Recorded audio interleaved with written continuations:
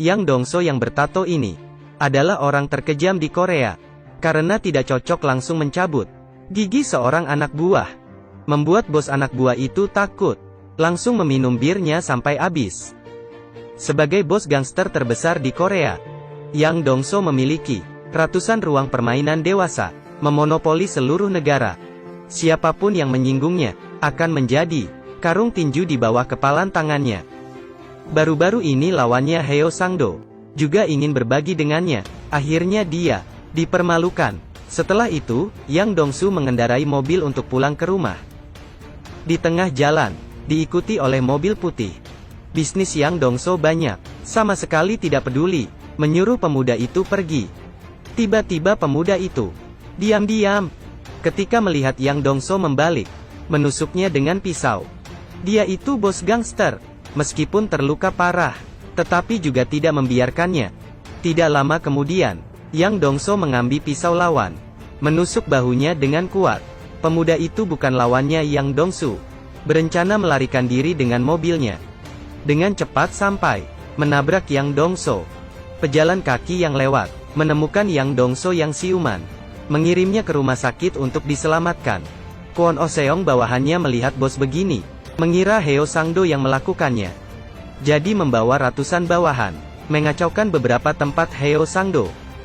Ketika Yang Dongso sadar dan memberitahu Kwon Oh Seong, orang yang menyakitinya adalah orang gila, Heo Sang-do tidak mungkin melakukan ini. Lalu menulis plat nomor, agar bawahannya pergi mencari sebuah mobil putih. Di saat ini, polisi yang bernama Kang Kyung-ho datang, mengatakan bahwa orang yang menyerang Yang Dongso kemungkinan adalah orang yang mereka cek akhir-akhir ini, pembunuh berseri. Dan Kang Kyung-ho ini juga bukan polisi biasa. Dia membenci kejahatan, tidak bermoral untuk menyelesaikan kasus. Dijuluki anjing gila oleh orang.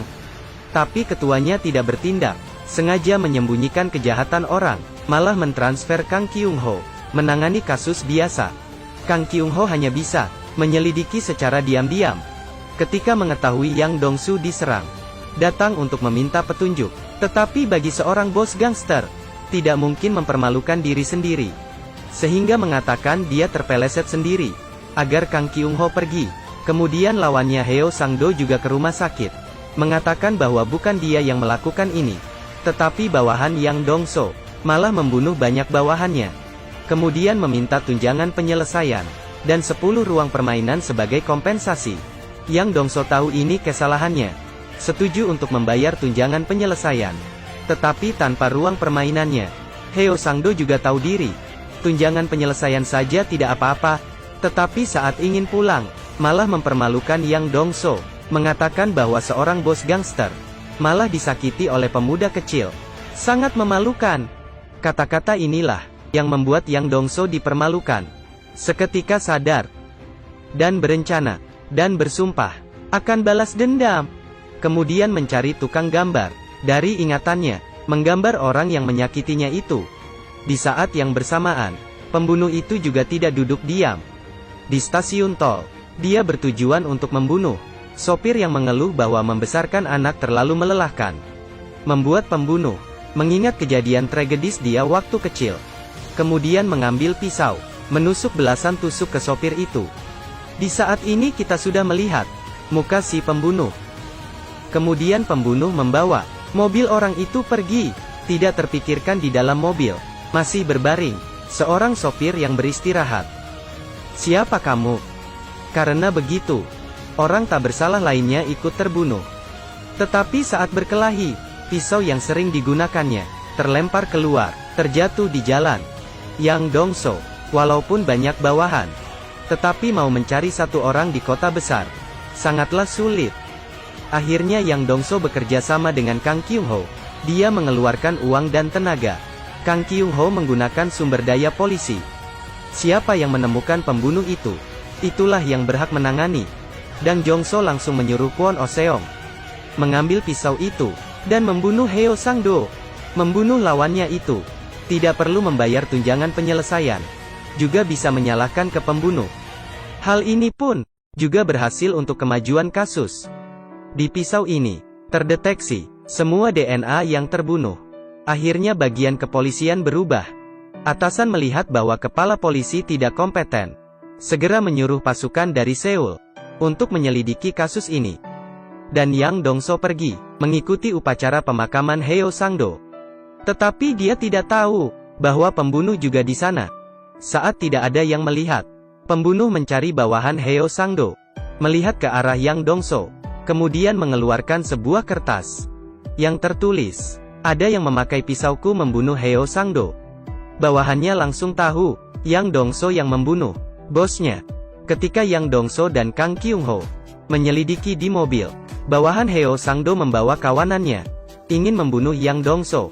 Walaupun mereka hanya berdua, tetapi kekuatan mereka ada 200%, tinjunya meninju semua bawahan Heo Sang-do sampai tumbang. Dengan cepatnya mereka berdua menghabisi semua orang. Dan dalam kekacauan, tanpa sengaja Kang Kyung-ho membunuh bawahan Heo Sang-do. Dia yang sebagai polisi tidak tahu harus bagaimana. Kemudian Yang Dongso menyuruh Kang Kyung-ho pergi, biar dia yang mengurusnya. Kang Kyung-ho mendapatkan sidik jari dari mobil dan mencari bantuan teman dokternya. Hasilnya keluar, yaitu informasi pembunuh. Dari alamatnya Kang Kyung-ho datang ke rumah sewaan pembunuh.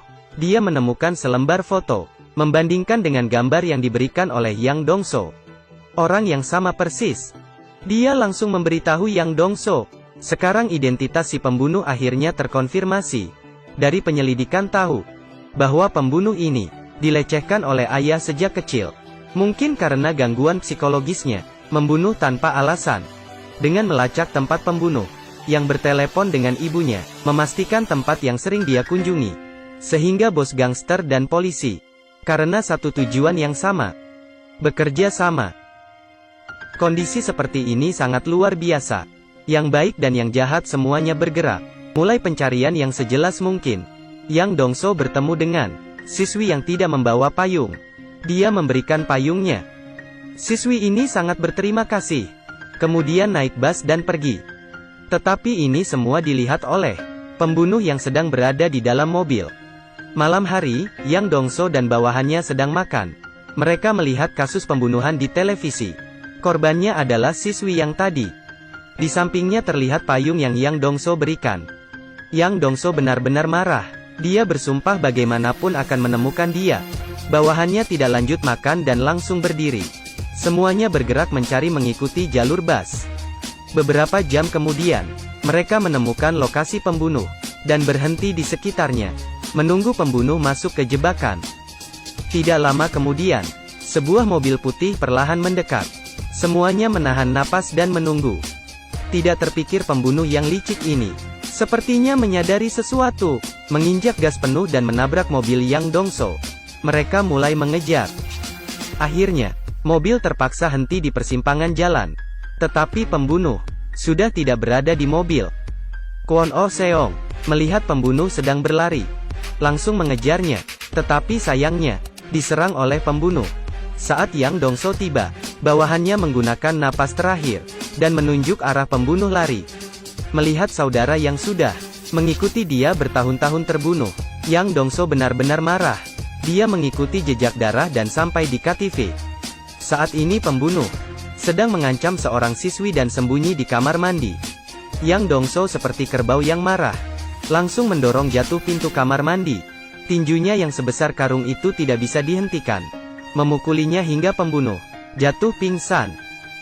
Kemudian Yang Dongso membawa pembunuh ke sebuah gudang kosong, dan lanjut memukulinya, sampai pembunuh teriak dan menangis kesakitan. Kemudian Yang Dongso mengeluarkan parang, berencana membunuh pembunuh langsung.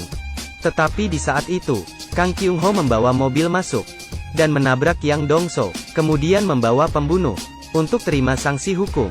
Siapa yang tahu karena bukti tidak cukup, tidak dapat dihukum mati, atau mungkin dihukum, tetapi hanya beberapa tahun. Pembunuh sangat arogan di pengadilan. Keluarga korban yang sedang duduk sangat marah, tetapi tidak bisa berbuat apa-apa. Pada saat ini, muncul seorang saksi, yaitu Yang Dongso, sebagai satu-satunya orang yang selamat dalam pembunuhan berantai. Yang Dongso menjadi saksi mata dan menunjuk pembunuh. Kemudian melepaskan baju, memperlihatkan bekas luka yang ditusuk pembunuh. dan menunjukkan area luka pembunuh dengan tepat. Kemudian mengeluarkan kertas tulisan tangan pembunuh yang pernah diberikan ke bawahan Heo Sangdo. Tetapi kata-kata di depan sudah robek. Tersisa pisau saya membunuh Heo Sangdo. Melalui tulisan tangannya, identitas pembunuh terkonfirmasi. Hakim menjatuhkan hukuman mati. Tidak lama kemudian, Yang Dongso dikirim ke penjara. Sekelompok orang membungkuk dan menyambut kedatangan bos besar. Sedangkan pembunuh yang disudut memperlihatkan ketakutan yang belum pernah dirasakannya. Ternyata ini adalah syarat dari Yang Dongso untuk menjadi saksi di pengadilan.